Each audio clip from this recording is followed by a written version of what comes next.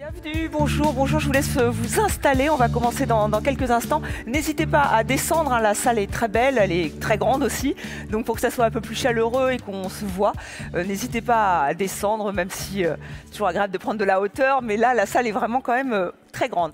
Donc merci d'être là, ravi de vous accompagner pour cette journée des rencontres Cancer et Travail organisée par l'INCa, l'Institut national du cancer. Bienvenue à la Cité des sciences et de l'industrie à Paris.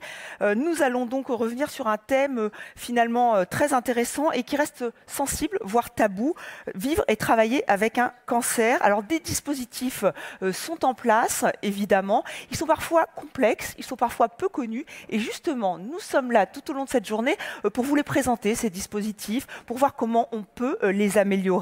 Il va y avoir des masterclass. Je pense que vous êtes inscrits pour ces masterclass. Il y a 2 tables rondes qui sont prévues, qui sont donc au programme et vous allez pouvoir poser vos questions.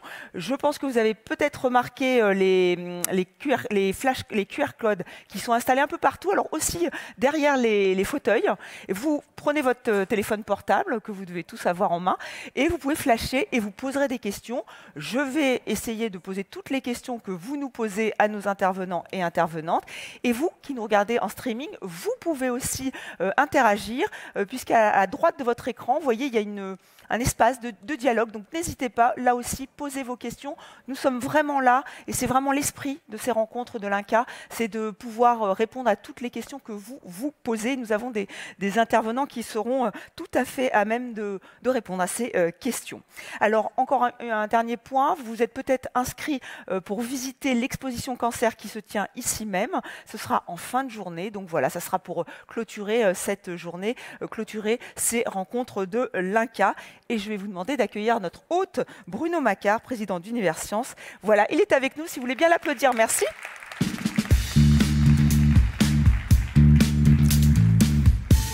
Bonjour.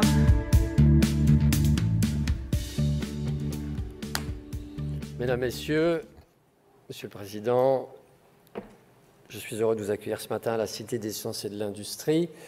Comme son nom l'indique, la Cité des sciences et de l'industrie est la maison de tous ceux qui s'occupent de sciences et d'industrie. Et donc, je voulais vous dire, vous êtes ici chez vous, c'est votre maison, c'est aussi celle du grand public, puisque notre mission est de faire partager au plus grand nombre, aux sachants comme aux non-sachants, de tous âges, les grandes questions scientifiques, technologiques, industrielles de notre temps, et elles sont nombreuses.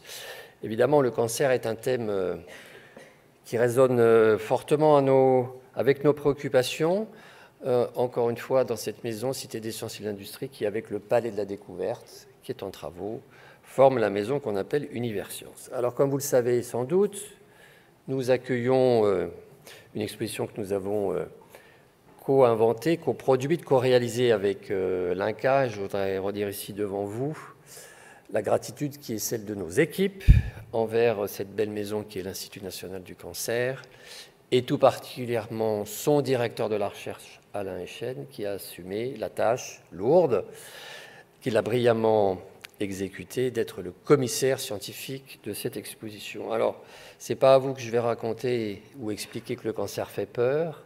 Nous avons mis un peu de temps avant de nous décider à programmer une exposition sur les cancers. Nous avons mis un S, bien sûr, parce que le cancer, ça fait peur aussi aux muséographes. Et pendant un certain temps, les équipes ont réfléchi à la meilleure manière de parler d'un sujet important, mais compliqué. Compliqué parce que douloureux. Mais nous avons réussi, je pense, si j'en crois l'assistance dans cette exposition. Alors, je disais au professeur Ifra que nous faisons en ce moment une enquête pour savoir qui vient voir cette exposition. Il y a dans ces espaces une forme de concentration intellectuelle et émotionnelle qui est assez touchante, je dois le dire. Quand j'y vais, je regarde toujours avec beaucoup d'intensité ce qui s'y passe. Il y a des visiteurs de tous âges. Et nous saurons dans quelques semaines ce qui motive la visite d'une exposition. Une exposition en fait qui a été saluée par la presse. Je crois que dans nos annales, c'est un des meilleurs accueils dans la presse générale et la presse spécialisée pour une exposition. Et en tout cas, nous sommes très, très, très fiers d'avoir réussi à relever ce défi et surtout, encore une fois, reconnaissant envers l'INCa de nous avoir donné accès à la recherche dans ce qu'elle a de plus précieux, mais aussi de plus contemporain, pour donner à voir non seulement les traitements, mais aussi les pistes de recherche, puisque, mais Norbert Ifra le dirait mieux que moi, on guérit de mieux en mieux le cancer dans ce pays, même si le fait que nous vieillissons conduit à ce qu'il y ait plus de cancers qu'avant. En tout cas, c'est une exposition qui a pris le cancer à bras-le-corps et qui l'a pris dans toutes ses dimensions et qui évidemment s'intéresse au cancer comme maladie politique, comme maladie de société et dans ses rapports avec de nombreuses questions, dont le travail.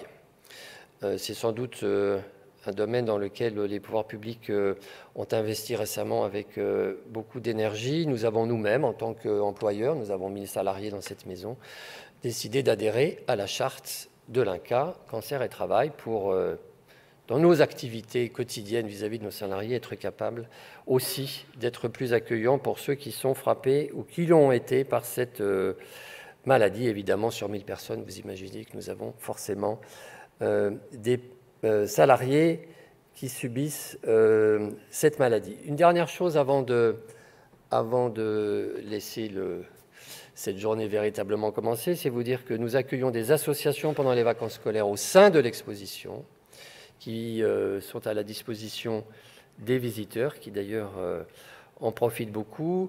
Cette initiative est portée par une structure de la maison qui s'appelle la Cité de la Santé, qui est un enfant de la loi Kouchner, dont on a fêté les 20 ans cette année, qui est une plateforme en fait d'accueil et d'orientation sur toutes les questions sanitaires que les gens peuvent se poser. On ne fait pas de soins, mais on indique, on répond aux questions de ceux qui viennent nous voir physiquement, dans nos murs, pas très loin de cette salle, ou bien encore à distance, puisque nous avons un service de questions-réponses sur Internet, qui fait d'ailleurs une partie non négligeable de notre trafic Internet. Vous avez la possibilité de poser toute question sur la santé et nous apportons une réponse en aiguillant vers des structures spécialisées, évidemment, selon les sujets qu'on traite. Alors, le programme est à la fois dense et prometteur, donc je vais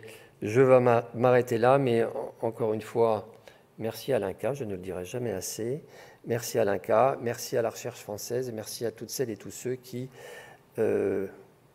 consacrent leur temps, leur énergie, leur créativité à combattre cette maladie qui est, comme vous le savez, une des plus importantes de notre société. Merci à vous, bonne journée et à très bientôt. Merci Monsieur Macquart, merci beaucoup. Effectivement, vous l'avez dit, c'est un sujet douloureux qu'il faut prendre à bras-le-corps, informer, sensibiliser. C'est le rôle de l'INCa. L'INCa, donc, qui est à l'origine de ces rencontres, et pour parler de ce thème de vivre et travailler avec un cancer. Et sans plus attendre, je vais vous demander d'applaudir son président Norbert Ifra, qui est avec nous et qui va nous rejoindre sur scène. Merci beaucoup. Professeur, bonjour. Président.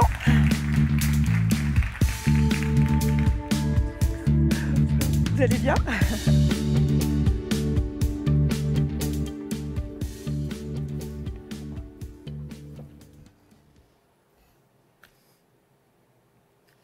Trois jours, mesdames et messieurs, tout ça, messieurs les présidents, 3 jours dédiés au sujet du cancer et de l'emploi, 2 jours de recherche, une journée en colloque grand public. Je ne suis pas sûr qu'il y ait eu un précédent dans le monde. Et c'est un sujet qu'on aurait pu ne pas imaginer véritablement il y a 15 ou 20 ans. Aujourd'hui, 60% au moins des adultes atteints de cancer guérissent. Plus de 80% des enfants aussi guérissent. Alors évidemment, il y a toujours, et c'est un autre sujet que nous abordons ailleurs, beaucoup de progrès à faire et on ne peut jamais se satisfaire de résultats qui sont juste en progrès. Mais le moment est venu de s'intéresser prioritairement à tous ceux qui maintenant survivent et qui, légitimement, s'interrogent sur la façon dont ils sont traités et regardés par la société. Je vais vous donner quelques éléments chiffrés qui ont le poids de la mémoire immédiate, mais qui quand même situent le sujet. Vous le savez, nous le disons si souvent, tous les ans, près de 400 000 personnes apprennent qu'elles ont un cancer. Parmi elles, ça se sait moins, 40%, c'est-à-dire 160 000 personnes, sont en emploi au moment du diagnostic et de l'annonce. On sait que pratiquement 4 millions de personnes vivent en France avec ou après un diagnostic de cancer. Une autre façon de dire les choses, c'est que chacun de nous est touché dans son premier cercle, quand ce n'est pas lui-même. Et ce qu'on ne sait pas assez, c'est que près de 5 millions de personnes en France sont ce qu'on appelle des aidants, c'est-à-dire qu'ils aident un proche qui est touché par le cancer. Et parmi ces aidants, et c'est là aussi c'est un vrai sujet, il y a 62% qui exercent une activité professionnelle en même temps. Alors ça, c'est au moment du diagnostic. Et maintenant, si on se met un tout petit peu plus loin, on voit les dégâts qu'a fait la maladie, qu'ont fait les traitements pour les populations et pour chacun de nous à titre individuel. 20% des personnes âgées entre 18 et 54 ans qui ont un emploi au moment du diagnostic ne travaillent plus 5 ans après. Ça fait 1 personne sur 5. Et évidemment, c'est aussi un sujet d'inégalité, parce que qui sont les plus affectés? C'est les moins diplômés, c'est ceux qui exercent un métier d'exécution, ou ceux qui ont un contrat de travail précaire, qui, évidemment, sont les plus touchés. Alors, quand on fait l'analyse comme ça à 5 ans, on se rend compte que plus d'1 personne sur 4 a vu ses revenus baisser. Ce qui est un peu moins glorieux, mais qui, il ne faut pas stigmatiser, il faut travailler dessus et réfléchir aux causes, en fait. C'est que lorsqu'on les interroge, il y a 12% des travailleurs salariés en emploi au diagnostic qui déclarent avoir fait l'objet d'attitudes de rejet ou de discrimination de la part de leurs collègues de travail et directement liées à leur maladie. Et que donc, 1 personne sur 5, un peu plus d'1 personne sur 5, ont connu des difficultés dans la poursuite de leur carrière professionnelle. Donc, vous voyez, il est temps de travailler sur ce sujet collectivement. Et c'est un sujet sociétal. Alors, et c'est d'autant plus important qu'il y a des éléments objectifs qui nous permettent d'adopter un nouveau regard sur la question du cancer, en général et en entreprise. D'abord, parce que la survie s'améliore globalement chaque année, d'environ 1% chez les hommes, un peu moins chez les femmes, à cause de la mortalité terrible du cancer du poumon, chez les femmes, dont vous savez peut-être qu'elle va remplacer à l'horizon 2025 le cancer du sein comme première cause de décès, alors que le décès par cancer du sein ne diminue pas plus que 1,5% par an. Ce qui est déjà pas mal, mais ce qui n'est pas... C'est donc clairement la montée du cancer du poumon qui est la cause et pas la diminution du cancer du sein. Parce que surtout, on a de nouvelles modalités de traitement, on en parle beaucoup, qui favorisent la conciliation du traitement avec l'emploi. Pas seulement d'ailleurs par la réduction des hospitalisations, par une forme de chronicisation du traitement de la maladie par rapport à ce qu'on a connu. Qu'on ne fasse pas dire ce que je n'ai pas dit, le cancer n'est pas une maladie chronique. Le cancer est une maladie mortelle. spontanément, et spontanément assez vite. Nous sommes dans une étape des traitements qui permet soit de les guérir, soit de vivre avec la maladie beaucoup plus longtemps. Mais ça n'est qu'une étape, un avatar de l'histoire, quand dans 50 ans, où les gens qui nous succéderont se retourneront, ils diront « Ah oui, il y a eu cette époque », mais qui n'était que transitoire de chronicisation. Alors, il n'empêche que tout ça nous incite absolument à ne pas sous-estimer les effets indésirables de la maladie et des traitements. Qu'il s'agisse de la fatigue, des troubles de concentration, des douleurs, des troubles du sommeil, et de tout ce qui est révélateur d'une chape de plomb, d'une angoisse, au-delà des anomalies physiques induites par la maladie ou par son traitement. Alors ça, c'est très violent, hein. 5 ans après la maladie, on a fait l'étude, elle a été publiée en 2018, qu'on appelait Vican 5. Il y a à peu près les 2/3 des malades qui signalent qu'ils ont des séquelles liées vraiment à ça. Et que les 2/3 de ces séquelles, ça fait quand même 44%, hein, sont invalidantes réellement. Bon. Donc ça montre à la fois que la société a à faire des efforts dans l'accueil des malades, dans la compréhension, dans l'entretien, mais que nous, soignants, avons énormément de progrès à faire aussi dans les soins qu'on donne aux malades. Et c'est ce qui explique d'ailleurs, je vais y venir, les grands axes de cette stratégie décennale de lutte contre les cancers que nous avons conçu ensemble, avec la société, ce qui n'est pas si fréquent, et qui est justement beaucoup plus sociétal que directement médical, ce qui a pu surprendre. Comme j'ai pu surprendre en arrivant à l'Institut national du cancer en fonction de président il y a déjà 6 ans, et en disant aux gens, vous savez, le meilleur cancer est celui qu'on n'a pas. Ah, ben oui.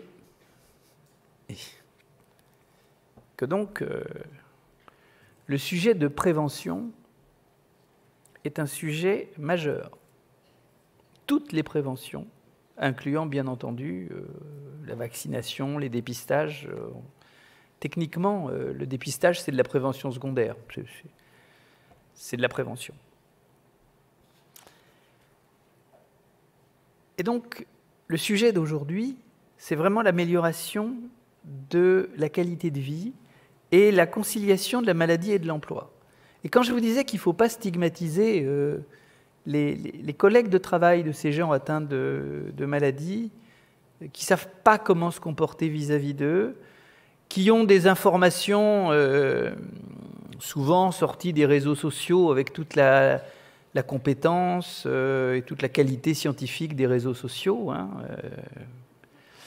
et donc ils sont persuadés que c'est éventuellement contagieux.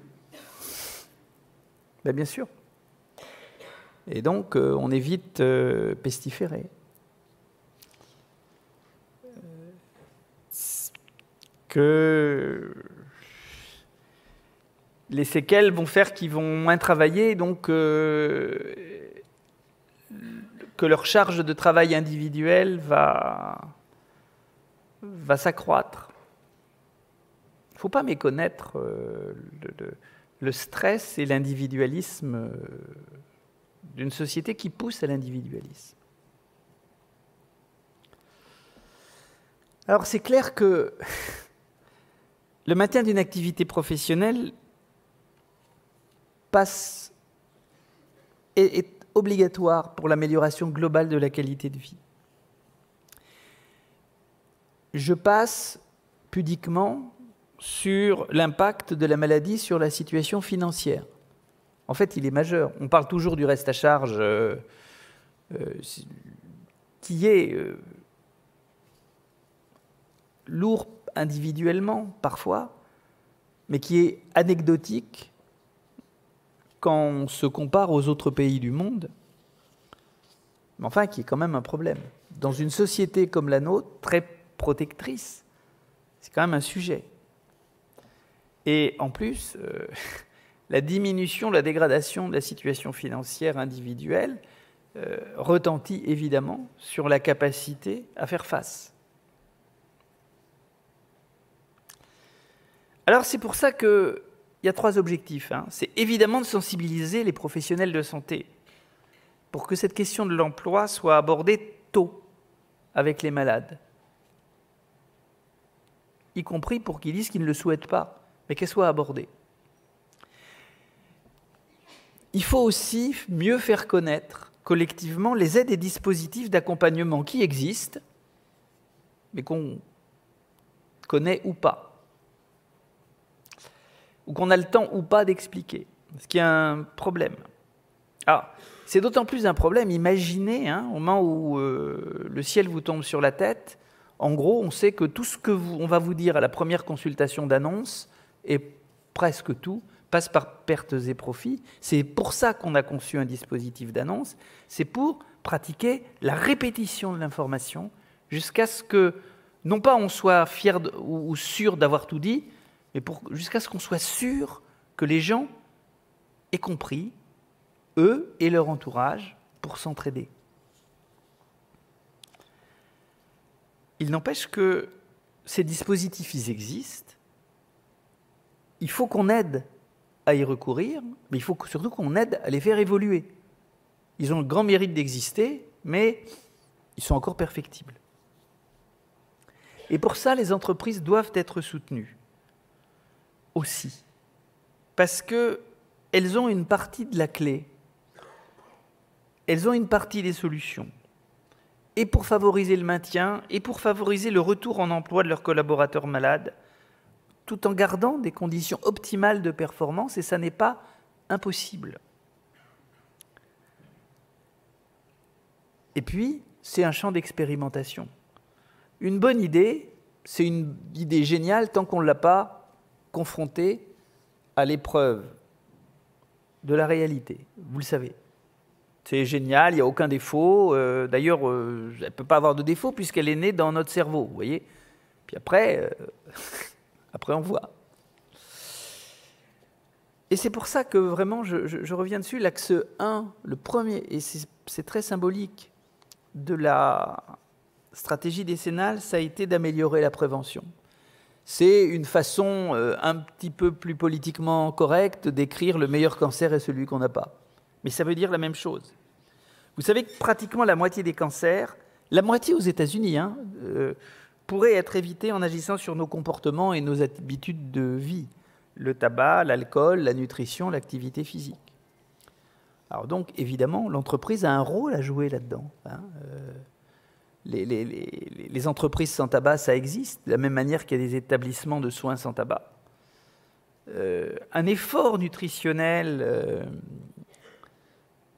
c'est possible. Il y a beaucoup d'entreprises, déjà, qui donnent la possibilité d'avoir une activité physique, sinon complètement dans leur lieu, du moins en aménageant les horaires de travail pour couper la journée. Et pourquoi je dis en France, il y a 40% de cancers évitables aux États-Unis, 50%, c'est que pour l'instant, c'est en train de venir, mais la France n'est pas trop frappée par l'obésité. Ça vient doucement. L'Angleterre a quasiment déjà les chiffres des États-Unis, donc on est les prochains sur la liste. Sauf si on décide qu'on ne sera pas les prochains sur la liste collectivement. Et c'est comme ça qu'on fera réduire le poids des cancers dans notre pays. Parce que de toute façon, sinon, Bruno Macquart l'a dit, que je remercie encore de son accueil et de ses mots très chaleureux, la population, là, elle rentre, les baby-boomers rentrent dans l'âge du cancer. Donc le nombre de cancers en France, il va augmenter. Alors vous me direz, les baby-boomers, ce n'est pas le problème de cancer et emploi. Non, un peu quand même, ça va être le problème des aidants. Et surtout, ça va challenger la capacité de l'outil hôpital, privé, public, peu importe, à faire face. Ça, c'est sûr. Or, vous lisez les journaux, là, il est déjà bien challengé. Comment est-ce qu'il va faire devant une charge à venir de 15 ou 20% supplémentaires? Alors, je reviens sur le colloque. C'est très symbolique qu'il ait lieu ici, qu'il ait lieu dans un lieu qui est dédié véritablement aux échanges sociétaux autour de la recherche et de la science. La conférence scientifique vient de s'achever et vraiment, pendant 2 jours, des chercheurs ont échangé sur la production de nouvelles connaissances, justement, sur le retentissement de la maladie, et elles ont documenté des stratégies d'accompagnement. Et là, maintenant, on est dans une journée dite grand public. La journée sociétale elle-même, c'est aujourd'hui. Vivre et travailler avec un cancer. Alors, elle vient clôturer, surtout, elle vient synthétiser tout ce qu'on a fait. Elle réunit l'ensemble des acteurs concernés par le sujet. Les malades, bien sûr, mais le monde de l'entreprise, les associations, les acteurs institutionnels, les partenaires de l'Institut. Alors, tout au long de la journée, ça a été dit, ça, vous allez bien voir, mais avec une conférence théâtralisée, des tables rondes, des masterclass, la diffusion d'un film sur les témoignages, on va faire le point sur les aides et dispositifs existants, échanger sur les modalités existantes et potentiellement innovantes d'accompagnement, et s'interroger sur, non pas tant la légitimité, mais la capacité à faire des entreprises dans la place d'action de promotion de la santé. Nous entendrons la parole du ministre chargé de la Santé et du ministre chargé de l'Emploi, évidemment tous les deux très mobilisés sur le sujet. Parce que finalement, l'objectif final, c'est que la science ne soit pas confinée au sein des chercheurs et de leur lecture extrêmement hermétique et parfois inaccessible. C'est porter la connaissance au plus grand nombre. Cette problématique du maintien à l'emploi. Et notre objectif, c'est vraiment de réunir tous les partenaires pour participer à l'amélioration de l'accompagnement des salariés et les agents touchés par un cancer. Et encore une fois, qu'on soit ici, à la Cité des Sciences et de l'Industrie, c'est vraiment très symbolique. Mais j'ai abusé de votre temps. Now is your moment. Merci. Merci, professeur Isra, merci beaucoup.